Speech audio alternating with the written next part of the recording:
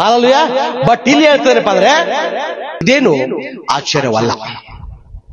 ಎರಡು ಆಶ್ಚರ್ಯವಲ್ಲ. ಯಾರಾದ್ರೂ ಮೋಸ ಮಾಡಿದ್ರ ಕೂತ್ ಅಳ್ತಿರೋ ಅಥವಾ ಎದ್ದು ಜಾಡಿಸ್ಕೊಂಡು ಆಶ್ಚರ್ಯವಲ್ಲ ಎಂಬುದಾಗಿ ಹೇಳ್ತಿರೋ?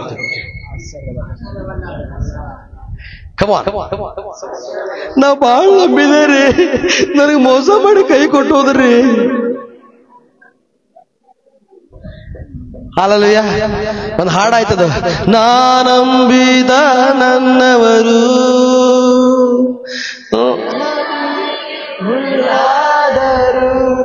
ಮುಳ್ಳಾದ್ರು ಅದು ದೇವ್ರ ಮೊದಲೇ ಗೊತ್ತೈತದ. ಆದ್ರೂ ಕೂಡ ನನಗೆ ಅವನೇ ಬೇಕು ನನಗೆ.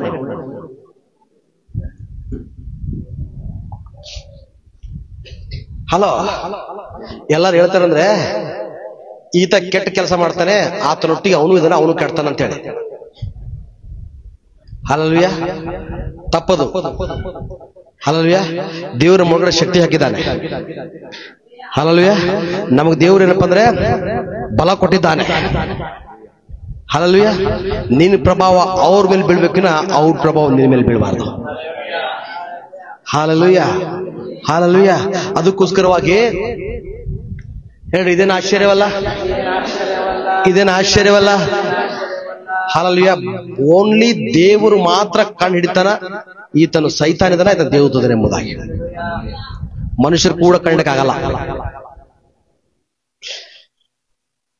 ಈ ಒಂದವು ದೇವ್ರು ನಮಗೆ ಪವಿತ್ರಾತ್ಮ 9 ವರಗಳಲ್ಲಿ ವಿವೇಚನ ಆತ್ಮ ದೇವ್ರ ಕೊಟ್ಟಾನ. ಬಟ್ ವಿವೇಚನ ಆತ್ಮ ವರ ನಮ್ಮ ಒಳಗಡೆ ಏನಪ್ಪ ಅಂದ್ರೆ ಟ್ಯೂಬ್ಲೈಟ್ ಕೆಲಸವನ್ನು ಮಾಡ್ತೈತಿ. ಒಂದ್ಸಲ ಬಾರಿ ಸ್ಪಿರಿಚುವಲ್ ಇದ್ದಾಗ ಅದು ಆನ್ ಆಗ್ತೈತಿ, ಡೌನ್ ಆದಾಗ ಹೋಗ್ಬಿಡ್ತೈತಿ. ಹಾಲೆಲೂಯಾ. ಹಾಲೆಲೂಯಾ.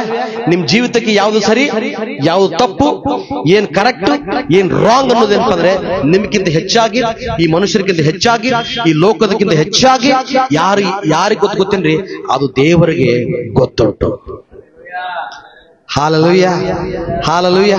ಅದಕ್ಕೋಸ್ಕರವಾಗಿ ಇದೇನು ಆಶ್ಚರ್ಯವಲ್ಲ, ಸೈತಾನನು ತಾನೇ ಪ್ರಕಾಶ ರೂಪವುಳ್ಳ ದೇವದೂತನ ವೇಷವನ್ನು ಹಾಕಿಕೊಳ್ಳುವಾಗ ಅವನ ಸೇವಕರು ಸಹ ನೀತಿಗೆ ಸೇವಕರಾಗಿ ಕಾಣಿಸಿಕೊಳ್ಳುವುದಕ್ಕೆ ವೇಷ ಹಾಕಿಕೊಳ್ಳುವುದು ದೊಡ್ಡದಲ್ಲ. ಅವರ ಅಂತ್ಯ ವ್ಯವಸ್ಥೆಯು ಅವರ ಕೃತ್ಯಗಳಿಗೆ ತಕ್ಕ ಹಾಗೆ ಆಗುವುದು. ಹಾಲೆಲೂಯಾ. ನಿನ್ನ ಅಂತ್ಯ ದುರಂತ ಆಗ್ಬೇಕಾ? ನಿನ್ನ ಅಂತ್ಯ ಚಲೋ ಆಗ್ಬೇಕಾ? ಎಸ್, ಚಲೋ ಆಗ್ಬೇಕು. ಎಲ್ಲಿರ್ಬೇಕು ನೀನು? ಎಲ್ಲಿರ್ಬೇಕು ನೀನು? ಕಮಾನ್ ಹೇಳಿ, ಎಲ್ಲಿರ್ಬೇಕು ನೀನು? ನಿನ್ನ ಒಂದು ಅಂತ್ಯ ಚಲೋ ಆಗ್ಬೇಕಂದ್ರೆ ನೀನು ಬೆಳಕಿನ ರಾಜ್ಯದಲ್ಲಿ ಇರ್ಬೇಕು. ಹಾಲೆಲೂಯಾ. ಕಭಿ ಖುಷಿ ಕಭಿ ಗಮ್, ಕಭಿ ಖುಷಿ ಕಭಿ ಗಮ್, ಕಭಿ ಖುಷಿ ಕಭಿ ಗಮ್. ಕೆಲವು ಜನ ವಿಶ್ವಾಸಗಳು ನೋಡ್ರಿ, ಇವತ್ತಿದ್ದ ಹಾಗೆ ನಾಳೆ ಇರಂಗಿಲ್ಲ. ಅವ್ರೊಳಗೆ ಎಂತ ಶಕ್ತಿ ಅದು ಗೊತ್ತಿಲ್ಲ. ಇವತ್ತಾಗ್ದಿತ್ರ ನಾಳೆ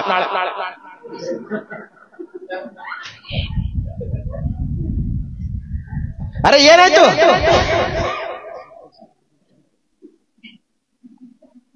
ಇವತ್ತು ನಾನೊಬ್ಬರಿಗೆ ಎಕ್ಸ್ವಾಜೆಡ್ ಫೋನ್ ಹಚ್ಚಿದೆ. ನಮ್ಮ ಚರ್ಚ್ ರೆಗ್ಯುಲರ್ ಬರಲ್ಲ, ಯಾವಾಗ ಮಾಡ್ತಾರ ಪಾಸ್ಟರ್ ಚರ್ಚ್ ಆಗ್ಬಿಟ್ರಿ ಅಂತ ಕೇಳಿದೆ. ಏನ್ ಮಾಡಿದ್ರಿ? ನಿಮ್ ಸಭೆಯವ್ರು ಒಟ್ಟರು ಯಾರು ನಮ್ಮ ಜೊತೆ ಮಾತಾಡಂಗಿಲ್ಲ. ಅರೆ 50% ಜನ ನನ್ನ ಜೊತೆ ಮಾತಾಡಂಗಿಲ್ಲ.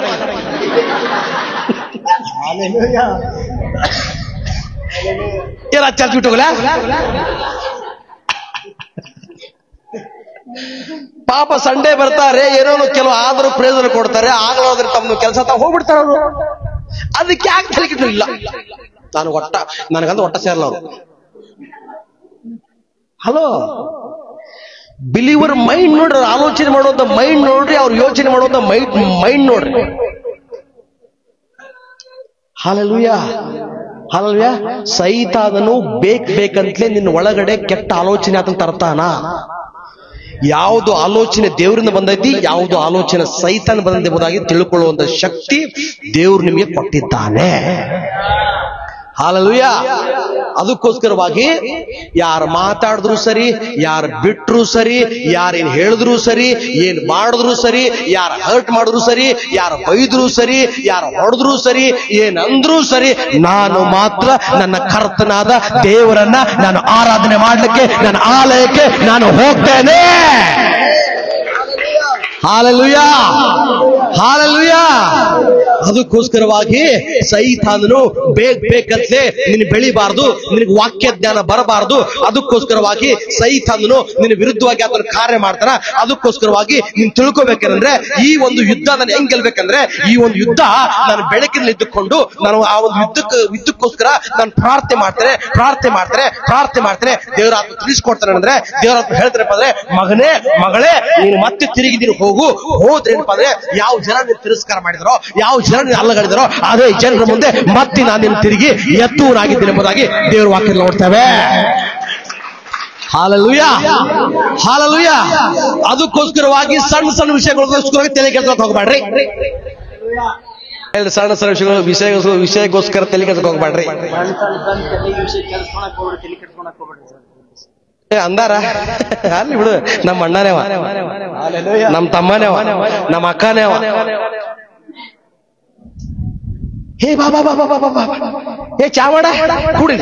ಏನಂದ್ರ ಅವರು ಹೆಂಗಂದ್ರ,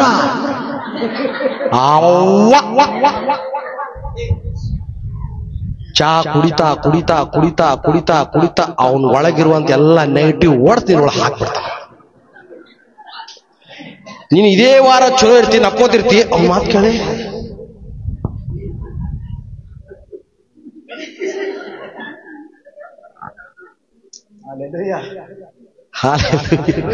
हालेलुया, हालेलुया. ಹೇಳ್ರಿ, बड़े शहरों में छोटे छोटे बात होते रहता है. ಅಂದ್ರೆ ನೀನು ಬೆಳೀತಾ ಬೆಳೀತಿದ್ದೆ, ಸಣ್ಣ ಪುಟ್ಟ ಮಾತು ಬರ್ತಾವ. ಬರ್ಲಿ ಹೇಳ, ಬರ್ಲಿ ಬರ್ಲಿ ಬರ್ಲಿ. ಹಾಲೆಲೂಯ. ಯಾಕೆ ನಾನು ಹೇಳ್ತೀನಿ ಗೊತ್ತಂದ್ರೆ, ಮುಂಬರುವ ದಿನಗಳಲ್ಲಿ ಕೇಳಿಸ್ಕೊಟ್ರಿ, ಬರ್ಕೊಡ್ಬೇಕಾದ್ರೆ ನೀವು ಇನ್ನೂ ಒಂದು 5 ಅಥವಾ 6 ವರ್ಷದೊಳಗೆ ನೀವು ಇದ್ದಿದ್ದೇ ಇರಂಗಿಲ್ಲ.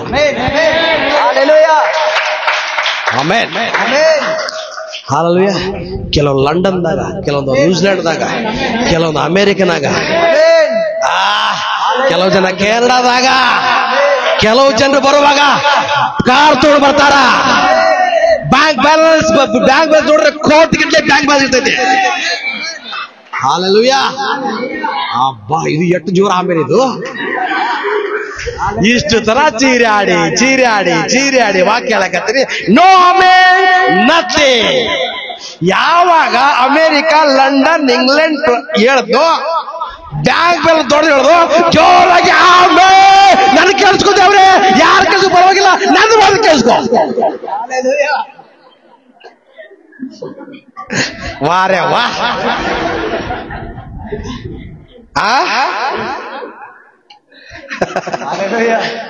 Hallelujah, hallelujah.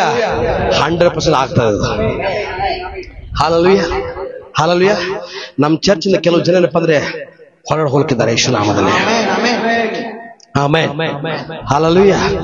ಬಟ್ ಅಷ್ಟು ತನಕ ನೀವು ಬೆಳಕಿನಲ್ಲಿ ಕಾದ್ಕೊಂಡು ಇರಬೇಕು. ಹಾಲೆಲೂಯ. ಹೇಳಿ, ನಕಾರಾತ್ಮಕ ಮಾತು ನನ್ನ ಕಿವಿಗೊಡಂಗಿಲ್ಲ, ನಕಾರಾತ್ಮಕ ಮಾತು ನನ್ನ ಕಿವಿಗೊಡಂಗಿಲ್ಲ. ಮುಂಚೆ ನಾನು ಭಾಳ ಟೆನ್ಷನ್ ಆಗ್ತಿದ್ದೆ, ಯಾರಾದ್ರು ಬಿಟ್ಟೋದ್ರ. ಇಟ್ಟು ಟೆನ್ಷನ್ ಅಂದ್ರೆ, ಬಾಬಾ ಯಾಕೆ ಬಿಟ್ಟೋದ್ರು, ನನ್ನ ಏನಾಗತ್ತೆ ನನಗೆ. ರಾತ್ರಿ ಎಲ್ಲ ನಿದ್ದೆ ಮಾಡೋದೇ ಆಲೋಚನೆ ಮಾಡ್ತಾ ಇದ್ದೆ. ಆಲೋಚನೆ ಮಾಡ್ತಾ ಮಾಡ್ತಾ ದೇವ್ರ ಹೇಳ್ದ, ಮಗನೇ ಆಲೋಚನೆ ಭಾಳ ಮಾಡಕತ್ತಿ, ಕಡಿಮೆ ಮಾಡಿ ಮುಂದೆ ಹೇಳ್ದ, ಮಾಡೇ ಬೇಡ ಮುಂದೆ ಹೇಳ್ದ ಆಲೋಚನೆ. ಬಟ್ ಇವಾಗ ಹಂಗಿಲ್ಲ. ನಿಮ್ಮ ಸಲುವಾಗಿ ಪ್ರಾಣ ಕೊಡ್ತೀನಿ, ಪ್ರೀತಿ ಮಾಡ್ತೀನಿ, ಪ್ರೇಯರ್ ಮಾಡ್ತೀನಿ, ಹ್ಯಾಪಿಯಾಗಿದ್ದೀನಿ. ಹಾಲೆಲೂಯ. ದೇವ್ರ ಮಾತ್ರ, ಮಗನೇ ಯಾರು ಬರಬೇಕು ಯಾರು ಬಿಡಬೇಕು ಅದು ನನ್ನ ಚಿತ್ತ, ನಿನ್ನ ಚಿತ್ತ ಅಲ್ಲ. ಹಾಲೆಲೂಯ. ಸಭೆಯಿಂದ ಹೊರಗಡೆ ಹೋಗಿದ್ರಂದ್ರೆ ನಾನು ಅವ್ರಿಗೆ 1 ಸಲ ಬಿಡಂಗಿಲ್ಲ, 2 ಸಲ ಬಿಡಂಗಿಲ್ಲ, 3 ಸಲ ಬಿಡಂಗಿಲ್ಲ, 10 ಸಾರಿ ಅವ್ರಿಗೆ ಹೋಗ್ತೀನಿ ನಾನು. ಆಮೇಲೆ ಹಾಲೆಲೂಯ. ಯಾಕೆ ನನ್ನ ಕೆಲಸನೇ ಅದೇ, ನಾನು ಅದನ್ನೇ ಮಾಡ್ತೀನಿ. ಹಾಲೆಲೂಯ. ಬಟ್ ನಿನಗೆ ಈ ರಾತ್ರಿ ಈ ರೀತಿಯಾಗಿ ರಾತ್ರಿ ನೀನು ವಿಚಾರ ಮಾಡ್ತಾ ಕಳ್ಯಾಕ ಹೋಗ್ಬೇಡ. ನನ್ನ ಮೈಂಡ್ ಸೆಟ್ ಚೇಂಜ್ ಮಾಡ್ಕೊಂಡೆ. ಇವಾಗ ಸಭೆಯಲ್ಲಿ ನಾನೇನು ಮಾಡ್ತಾ ಇಲ್ಲ, ಎಲ್ಲ ನೀವೇ ಮಾಡಕತ್ತೀರಿ. ಹಾಲೆಲೂಯಾ. 24 hours prayers ಕೇಳಿಸ್ಕೊಡಿ. ಎರಡು ಸಲ ಒಂದು ಫಸ್ಟ್ 24 hours, ಸೆಕೆಂಡ್ 24 hours ಆಯ್ತು. ಅದೇ ಅದು ಬಿಡ್ರು, 48 ಬಿಡ್ರು, ಅದು ಭಯಾನಕ.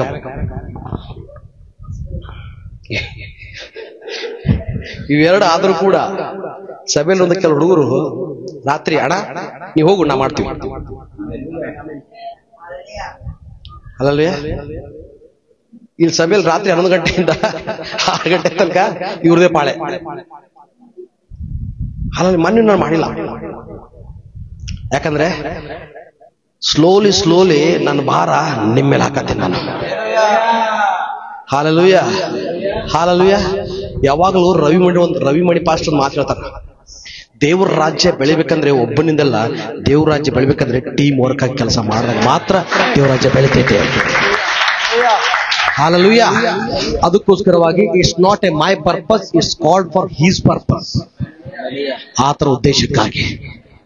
Hallelujah, hallelujah. ಇದೇ ರೀತಿ ಮನೋಭಾವನೆ ಉಳ್ಳವರಾಗಿದ್ರೆ, ಮುಂದೆ ನೀವು ಯಾವ ವಿಷಯಕ್ಕಾಗಿ ತಲೆ ಕೆಡಿಸ್ಕೊಳ್ಳೋರು ಇದ್ರೆ, ಮುಂಬರುವ ದಿನಗಳಲ್ಲಿ ಚರ್ಚ್ ವೆರಿ ಫಾಸ್ಟ್ ಗ್ರೋತ್ ಆಗ್ತದೆ.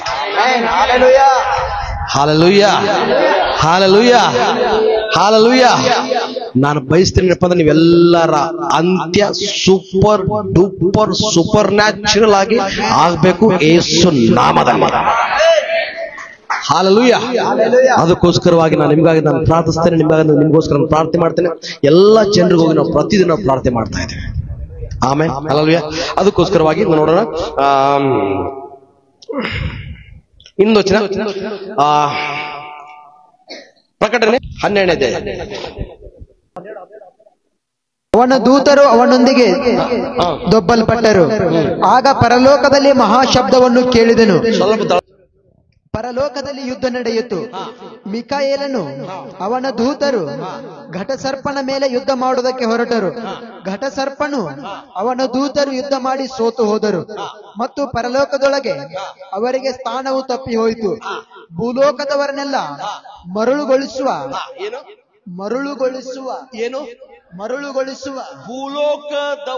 ಭೂಲೋಕದವರನ್ನೆಲ್ಲ ಮರಳುಗೊಳಿಸುವ ಆತ್ಮ ಭೂಲೋಕದಲ್ಲಿ ಇದೆ.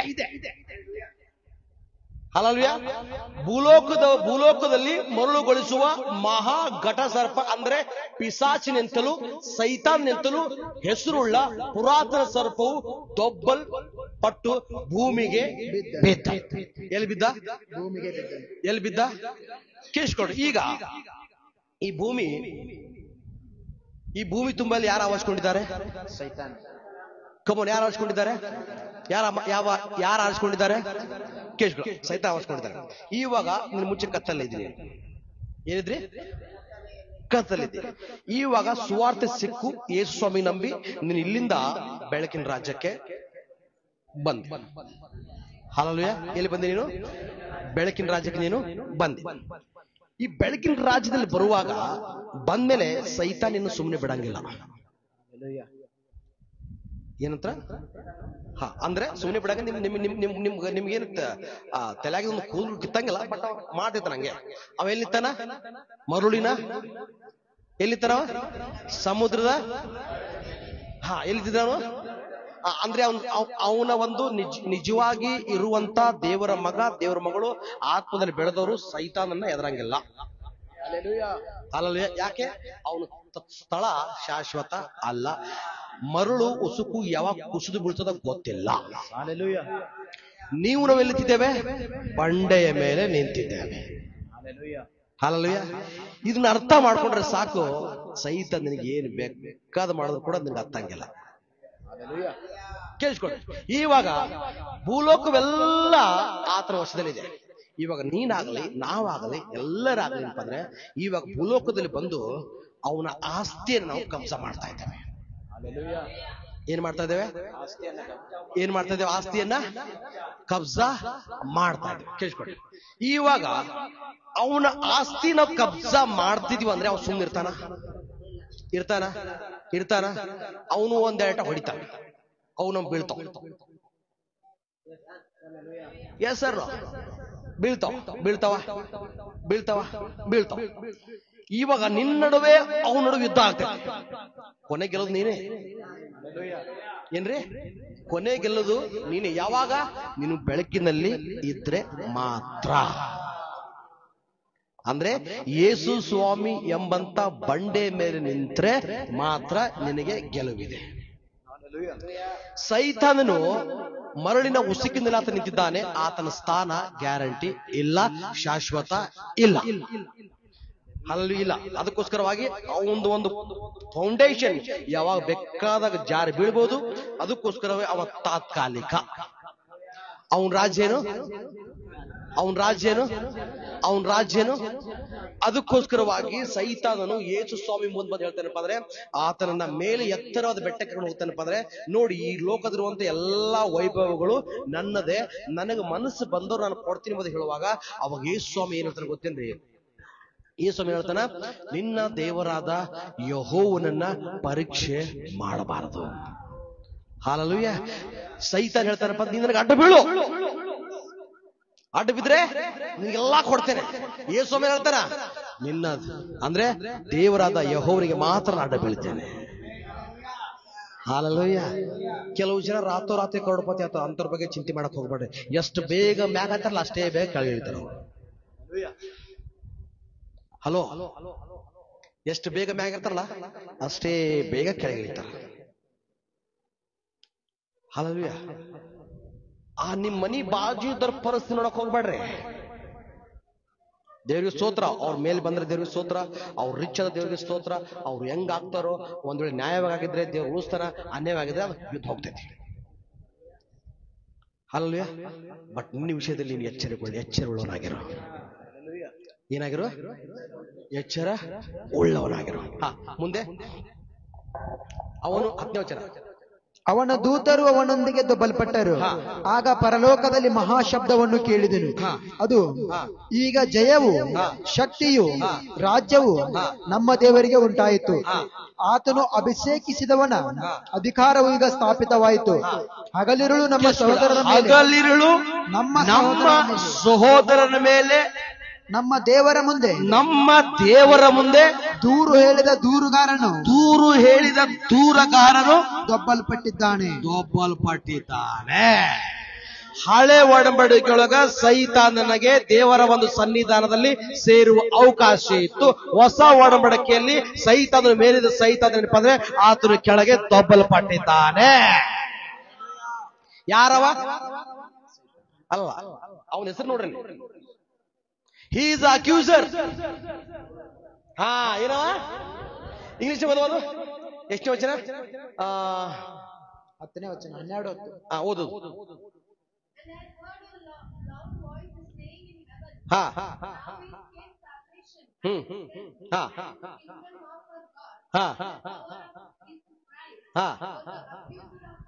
For the accuser of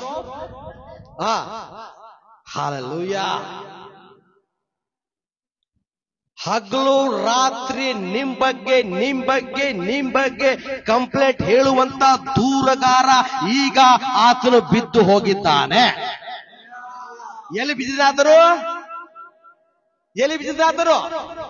ಹೇಳ್ರಿ, ಏಂಡಲ್ಲ ಎಲ್ಲಿ ಬಿದ್ದಿದ್ದಾನೆ? ಭೂಲೋಕದಲ್ಲಿ ಬಿದ್ದಿದ್ದಾರೆ. ಈಗ ನಾವು ಯಾರ ತಪ್ಪು ಮಾಡಿ ನಾವು ಇವಾಗ ಯಾರ ತಪ್ಪು, ಆಕಿ ಪಾಪ ಅವ ಪಾಪ ಒಂದ್ ತಪ್ಪು ಮಾಡಿರ್ತಾರ. ಮಸಾಲ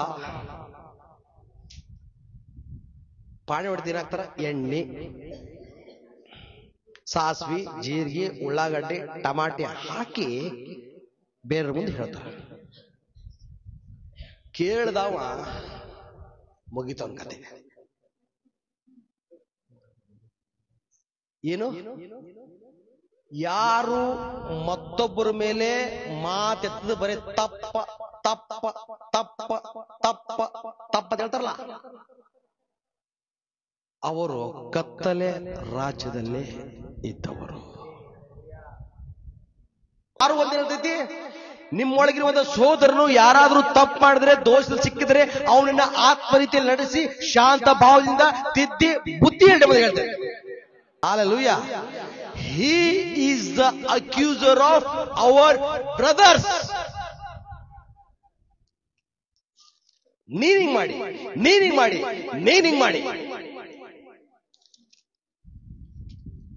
ಅಂದ್ರೆ ಅವನ ಮೇಲೆ ತಪ್ಪರ್ದಕ್ಕೆ ಹೋಗ್ಬೇಡ. ತಪ್ಪು ಮಾಡ ನಿಜ, ಪಾಪ ಮಾಡ ನಿಜ, ಕೆಟ್ಟ ಕೆಲಸ ಮಾಡ ನಿಜ.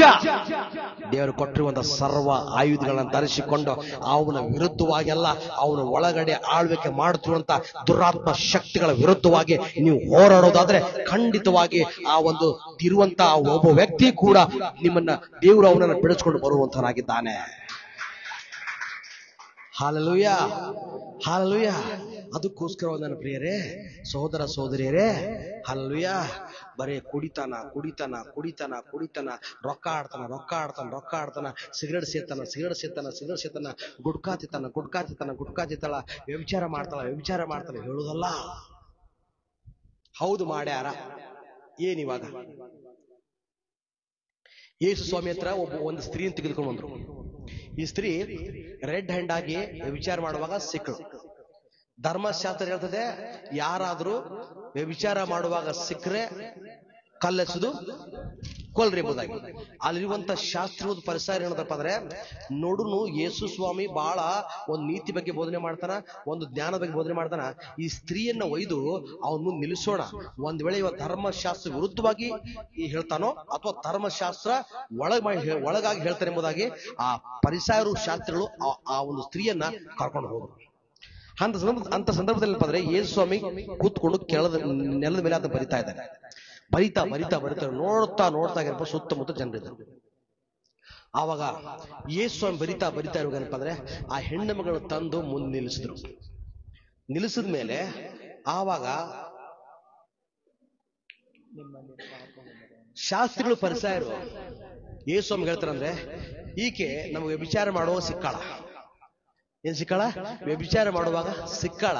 ಅದಕ್ಕ ಮೋಶೆ ಧರ್ಮಶಾಸ್ತ್ರ ಹೇಳ್ತದೆ, ಎಲ್ಲರೂ ಈಕೆಗೆ ಕಲ್ತ್ಕೊಂಡು ಹೊಡಿ ಎಂಬುದಾಗಿ, ಅದಕ್ಕೋಸ್ಕರವಾಗಿ ಕೈಯಾಗ ನಾವು ಕಲ್ತ್ಕೊಂಡು ಬಂದಿದ್ದೀವಿ ಎಂಬುದಾಗಿ ಅವ್ರು ಹೇಳ್ತಾರ. ಅದಕ್ಕೆ ನೀ ಏನ್ ಹೇಳ್ತಿ ಎಂಬುದಾಗಿ ಯೇಸು ಸ್ವಾಮಿ ಕೇಳುವಾಗ ಯೇಸು ಸ್ವಾಮಿ ಮುಖ ಹೇಳ್ತಾನಪ್ಪ ಅಂದ್ರೆ, ನಿಮ್ಮಲ್ಲಿ ಯಾರು ಪಾಪ ಮಾಡಿಲ್ಲ ಮೊದಲು ಹಾಕಿ ಕಲ್ಲು ಹೊಡೀರಿ. ಇಲ್ಲಿ ಯೇಸು ಶಾರೀರಿಕವಾಗಿ ಅಲ್ಲಿ ವರ್ತನೆ ಮಾಡಿದ್ನೋ ಅಥವಾ ಆತ್ಮ ಭರಿತನಾಗಿ ಆತ್ಮ ಉಳ್ಳವನಾಗಿ ಅಲ್ಲಿ ಮಾತನಾಡಿದ್ನು? ಆತ್ಮಿಕವಾಗಿ. ಎಸ್, ಯಾವಾಗ ನೀನು ಆತ್ಮ ಭರಿತನಾಗಿ ನೀನು ಡಿಸಿಷನ್ ತಗೋತೀಯೋ ಆ ಡಿಸಿಷನ್ ಪಕ್ಕ 100% ಸಕ್ಸಸ್ ಆಗೇ ಆಗ್ತದೆ. ಶಾರೀರಿಕವಾಗಿ ಯಾವಾಗ ನೀನು ಡಿಸಿಷನ್ ತಗೊಂತೀವೋ ಅಂತ ಸಂದರ್ಭದಲ್ಲಿ ಏನಪ್ಪ ಅಂದ್ರೆ, ಹಾಲೆಲೂಯ, ತಪ್ಪುಗಳಾಗೋದು ಸಹಜ. ಹಾಲೆಲೂಯ.